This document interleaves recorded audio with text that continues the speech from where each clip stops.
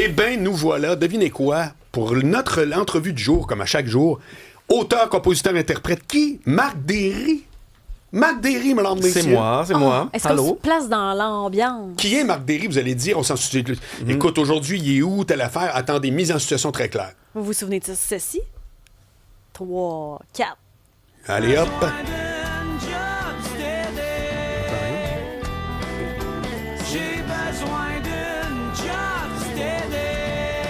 Ben oui, Zébulon, mesdames, messieurs, Marc Derry, qui évidemment fait carrière solo depuis déjà un bon bout de temps. Ben, depuis 1999. Exact. C'est pas d'hier.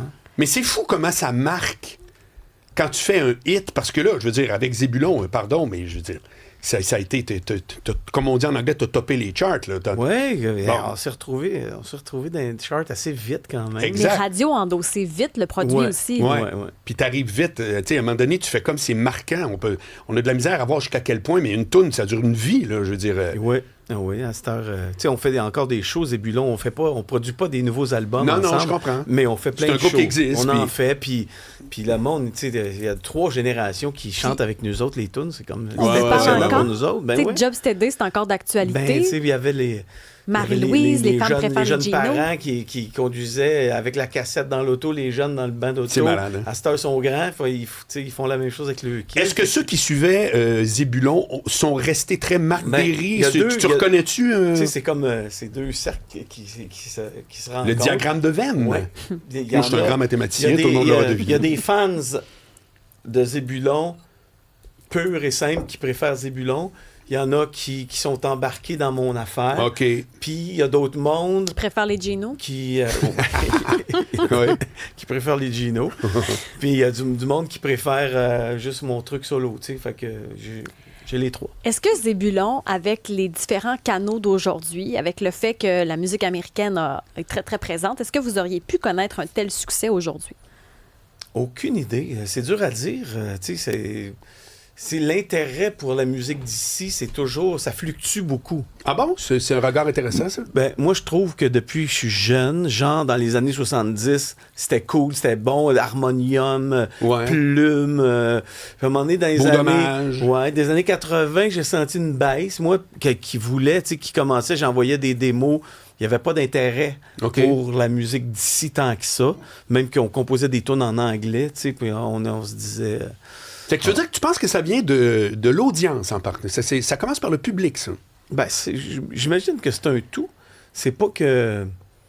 Je ne sais pas c'est quoi le phénomène, mais j'ai juste constaté qu'il y a des vagues comme ça. Puis à un moment donné, en fin des années 80, début 90, là, les jeunes étudiants tripaient, tu sais...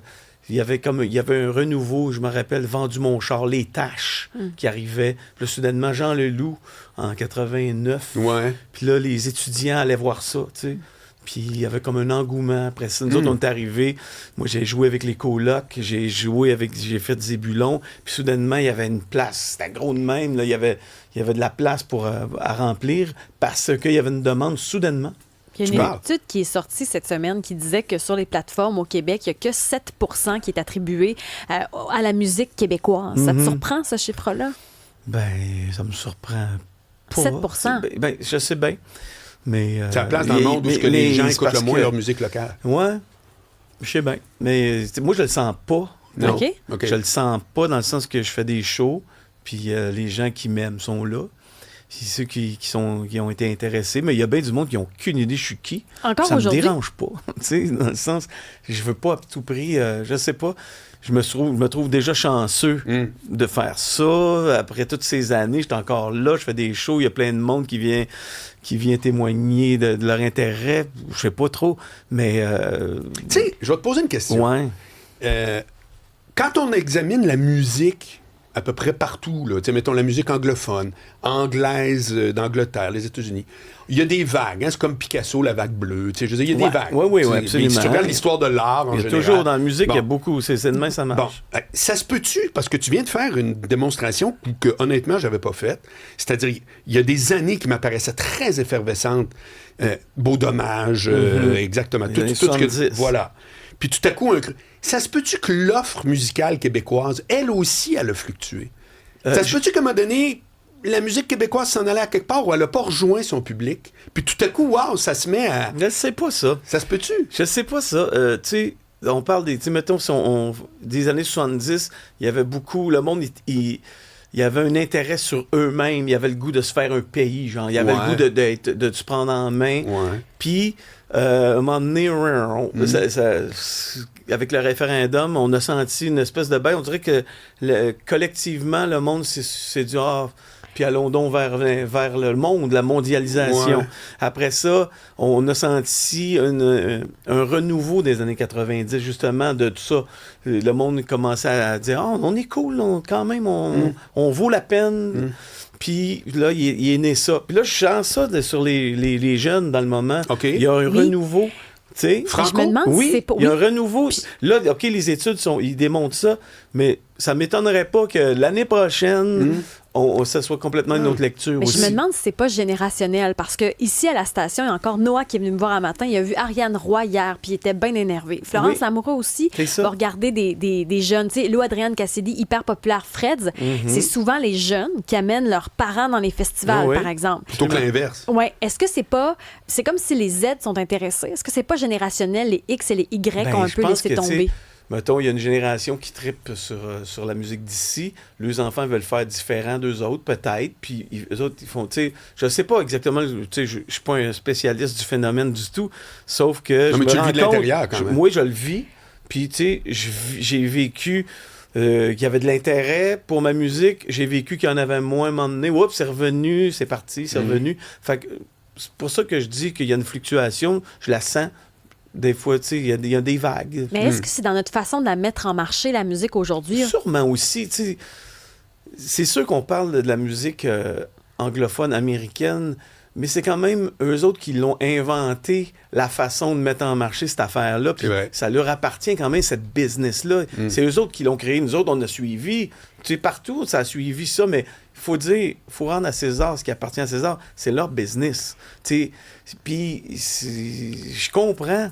Je comprends, c'est eux autres qui ils en vendent plus, ils ont plus d'argent, pour la mettre en marché, puis faire de la pub, ça marche de même. Mais au-delà de ça, Marc Derry, Gene Simmons de Kiss, il disait que pour lui, il reconnaissait qu'Internet avait permis à tout le monde de pouvoir devenir chanteur et musicien. C'est vrai que ça a démocratisé énormément. Mais qu'en contrepartie, ça a fait mourir beaucoup de compagnies de disques qui savaient comment faire percer un jeune. Ben oui, c'est tout ça, mais c'est parce que là, c'est en mutation. Ouais. C'est normal que... Mais c'est quoi ton rapport, toi, à l'idée de la compagnie de disques versus l'artiste? Ben, tu sais, moi, je suis pas bon dans la mise en marché. Je suis pas un vendeur du tout. OK.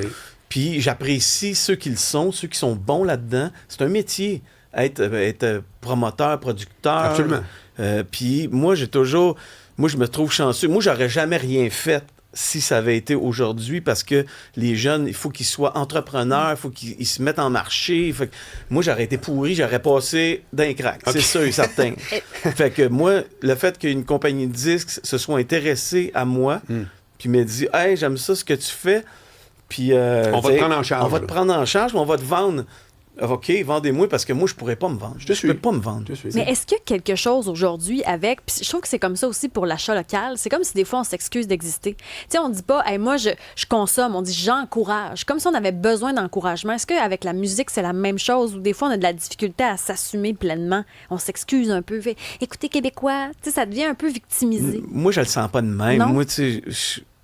Je fais de la musique parce que c'était ma passion, parce que j'aime ça, parce que c'est ça qui m'allumait. Puis j'ai eu la chance que quelqu'un me propose de me prendre sous son aile, puis de faire quelque chose avec... C'est un partenariat pour moi. Moi, je fais de la musique, j'aime ça. Avec qui tu travaillais? C'était qui ton Audiogramme. Puis je travaille encore avec eux autres. Depuis toujours, tu sais. Depuis 1993, j'étais avec eux autres. Daniel Bélanger, il y en a du monde. Jean Leloup, Daniel Bélanger. Absolument. Fait qu'il y avait une plus-value à ça, Claire, qu'aujourd'hui... Non, mais on cherchait ça de toute façon dans ce temps-là. Tu sais, aujourd'hui, tu peux te faire quelque chose qui sonne bien chez toi, assez bien même pour intéresser les gens. Tu sais, dans le temps, si tu voulais un produit intéressant, ben, il fallait mettre les sous. Puis combien ça coûtait dans le temps un album versus aujourd'hui? Ah, mon Dieu, aujourd'hui, un album, si tu fais ça... Bon, c'est pas en qualité, là, quand même, mais chez vous, tu sais. si tu t'achètes l'équipement qu'il faut, c'est un investissement au début. Ouais. Tu sais, je sais pas moi, pour 10 000, 20 000, mettons 20 000 chez toi, tu peux avoir quelque chose qui va faire que tu vas pouvoir faire ton disque. Un vrai bon micro, Sûrement. tout. Puis tu as ton équipement, mais mettons un peu plus, mais whatever. OK. Dans le temps, moi, tu sais, comme mon album en 99, il a coûté 150 000, 200 000. C'est avec tout, tu sais, parce qu'il n'y avait pas peur d'investir. Ouais. Puis ça roulait, tu sais, dans ce temps-là. Fait qu'ils ont mis beaucoup d'argent. À cette heure, il n'y a plus de production comme ça. Tu sais, on compte pas les vidéoclips. Là. Non, je comprends. C'était 50 000 ici, 30 000 là. Est-ce que tu penses un jour utiliser l'intelligence artificielle pour certains instruments?